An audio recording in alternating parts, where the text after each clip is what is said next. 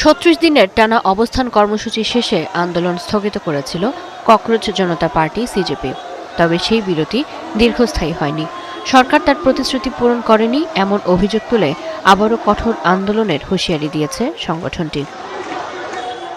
সিজেপির মুখপাত্র আশুতোষ রানকা সামাজিক যোগাযোগ মাধ্যম এক্সে দাবি করেন, আন্দোলনকারীদের বিরুদ্ধে কোনো নতুন মামলা না করা এবং আগের সব মামলা প্রত্যাহারের যে প্রতিশ্রুতি সরকার দিয়েছিল তা মানা হচ্ছে না।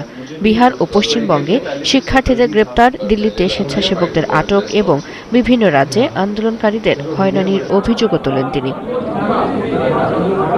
রানকা আরও বলেন, অবিলম্বে সব মামলা প্রত্যাহার, আটক শিক্ষার্থীদের মুক্তি এবং সমঝোতার লিখিত কপি হাতে তুলে দিতে হবে, নইলে মঙ্গলবার থেকেই নতুন করে রাজপথে নামবে সিজেপি।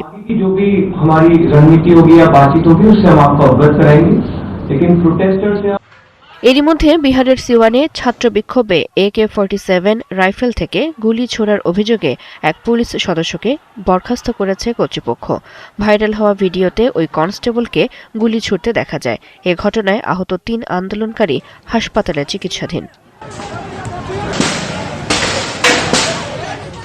এদিকে কলকাতায় ছাত্র আন্দোলনের সময় সাংবাদিকদের ওপর হামলার প্রতিবাদে বিক্ষোভ মিছিল করেছেন বিভিন্ন সংবাদ মাধ্যমের কর্মীরা।